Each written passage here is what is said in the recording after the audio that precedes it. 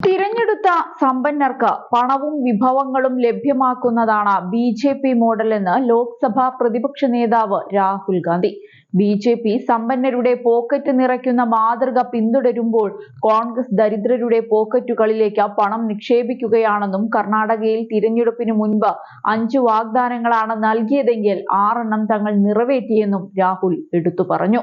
കർണാടകയിൽ കോൺഗ്രസ് സർക്കാരിന്റെ 2ാം വാർഷികാഘോഷത്തിന്റെ ഭാഗമായി സംഘടിപ്പിച്ച റാലിയിൽ സംസാരിക്കുകയായിരുന്നു രാഹുൽ. ചടങ്ങിൽ 1 ലക്ഷം പട്ടയങ്ങളും വിതരണം ചെയ്തു. കർണാടകയിൽ തിരഞ്ഞെടുപ്പിന് മുൻപ് ഞങ്ങൾ 5 വാഗ്ദാനങ്ങളാണ് നൽകിയത്. എന്നാൽ ഇന്ന് 6 നിറവേറ്റിയിരിക്കുന്നു.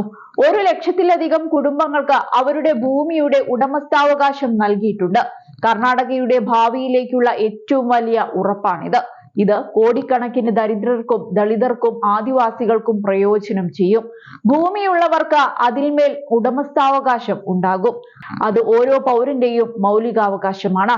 ബി.ജെ.പി. പിന്തുടരുന്നത് തിരഞ്ഞെടുത്ത സമ്പന്നർക്ക് മുഴുവൻ പണവും വിഭവങ്ങളും ലഭ്യമാക്കുന്ന മാതൃകയാണ്.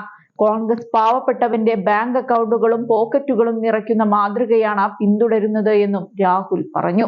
കർണാടകയിലെ ദരിദ്രരുടെ ബാങ്ക് അക്കൗണ്ടിലേക്ക് പണം നിക്ഷേപിക്കുമെന്ന് കോൺഗ്രസ് പറഞ്ഞിട്ടുണ്ടെന്നും ഇന്ന് ആയിരക്കണക്കിന് രൂപ ജനങ്ങളുടെ അക്കൗണ്ടുകളിലേക്ക് നേരിട്ട് നിക്ഷേപിക്കപ്പെട്ടെന്നും രാഹുൽ ഗാന്ധി പറഞ്ഞു വെക്കുന്നു.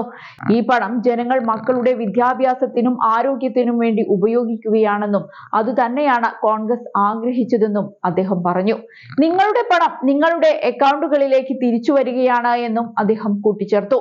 അതേസമയം സർക്കാരിന്റെ പ്രധാന വാഗ്ദാനങ്ങൾ ഇവയായിരുന്നു. ഗൃഹജ്യോതി പദ്ധതി.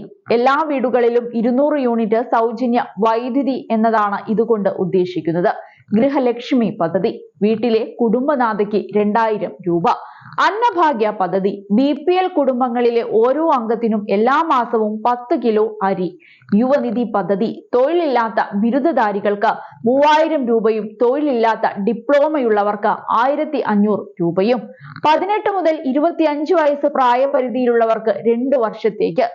ശക്തി പദ്ധതി. കർണാടകയിലുടനീളം സ്ത്രീകൾക്ക് സർക്കാർ ബസ്സുകളിൽ സൗജന്യ യാത്ര എന്നിവയായിരുന്നു കോൺഗ്രസിന്റെ പ്രധാന വാഗ്ദാനങ്ങൾ. പദ്ധതികൾ നടപ്പിലാക്കാൻ പ്രതിവർഷം 50,000 കോടി രൂപയാണ് ചിലവ് പ്രതീക്ഷിക്കുന്നതെന്ന് കോൺഗ്രസ് അന്ന് പറഞ്ഞിരുന്നു.